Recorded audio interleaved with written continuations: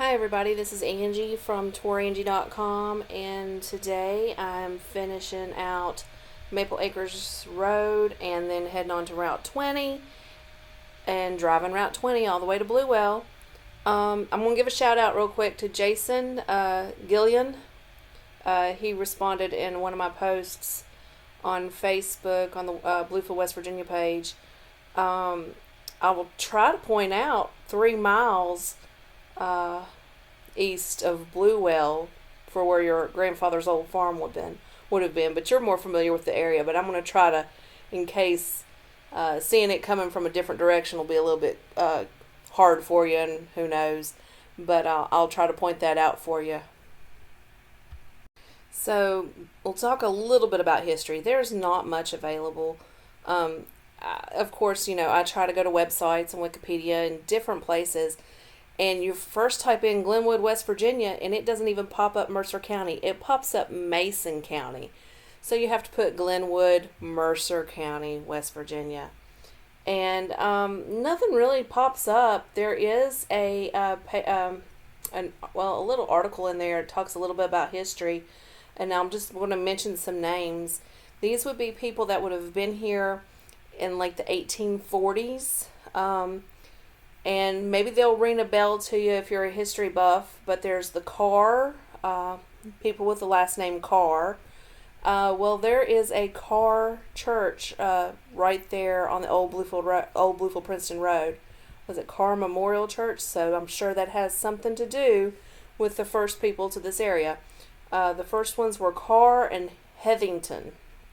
And then a little bit later, some Baileys bought property. And let's see what else I can find here. So yeah, those 3 names, Carr, Heathington, and Bailey. They were all 3 separate farms, and it made up this Glenwood area. And went all the way to the Old Pigeon's Roost. This is something I am not familiar with. If anybody knows anything about the Old Pigeon's Roost, give me a yell, give me a shout out about it, because I don't know anything about it. It may sound a little bit familiar, but I don't know anything. It may be a ridge, a hillside ridge, or maybe a road that leads to it. I'm not as familiar with this part of the area of Route 20. I just know that the Pigeon's Roost is somewhere near here. There was a Civil War battle that coincided with the burning of Princeton there during the Civil War. So that's something, I don't know that there's really even a monument here for the Civil War battle. It was more like probably a skirmish. Maybe I'm not familiar as much with that. But anyway, from what I'm reading, the land now that's Glenwood Park was owned by James Carr. And let's see, it later fell to his son with the same name, and then after the Civil War it went to a niece with the last name of Harmon. So there's a little bit more information for you. If you want to learn more about that, I found that on the archive at wvculture.org. It actually gives a lot more detail than I'm going to give on this video, but it makes sense now with some of the names. Bailey was a important name in the founding of Bluefield, and Bluefield's just a few miles away. And Carr, was it Carr Memorial, Carl Methodist Church? I'm sorry, I don't know the exact name of the church, but I'll have to look that up later and put that in here. So yeah, there's some familiar names for this area that still ring a bell for people in this area. As I'm driving by, I'm sure you all have noticed that some things change in this area and some things stay the same. The little businesses at the intersection of Route 20 and Maple Acres Road here, they've changed a little bit, but the sign there, I guess that's still maybe a gold coin shop, maybe? I don't know, the sign's still there. Of course, the convenience store has changed. It wasn't it Acme back in the day, and now it's a Grant's, which Grant's is all over the place around here now. But then It looked like my favorite greenhouse there at the corner of Sand Lick. It looks like it may be out of business. I'm not sure, but I'm here at the end of season, so that could be part of the problem too. But yeah, some things change and then some things just stay the same. So there is something that I maybe should have mentioned on my actual Glenwood Park video. There is an old cabin there, and it's like sitting by the lake, and it's labeled Calfee Wall. Um, so that's pretty interesting. It's the original home of Reverend James Calfee, and it was the first. It was the location of the first court meeting in Mercer County. So that's pretty interesting to know. Um, it was not located here in Glenwood. It was located near Princeton, but it was moved here for for the Glenwood Park. Um, Calfee was a influential person in the 1800s. Um, they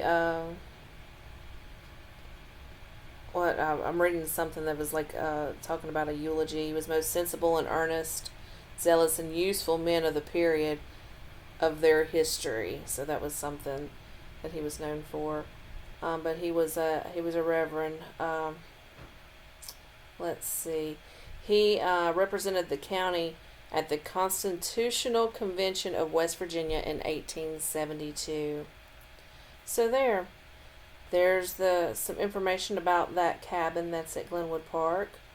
Um, Pretty neat. So right here off of Route 20 is another recreational park or recreational place, Dan Hill Reserve. It's for fishing. It's a pretty good place to go.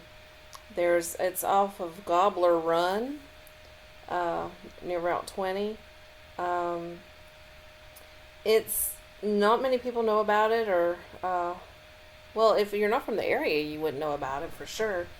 I remember back in the day, I used to ride four-wheelers up Wildman from Airport Road, and we could come down on the back side of Dan Hill. So I'm sure some people riding four-wheelers still do that kind of stuff. But, anywho, it's a place you could go fishing, and it was built, I don't know, it seems like it was built a very long time ago, and it was help to stop some flooding. Um, there was, of course, Dan Hill, I think, was a doctor even, and he helped in making it, but I believe it was a Dr. Bailey that was instrumental in making this happen also. But there's all kinds of fish in there.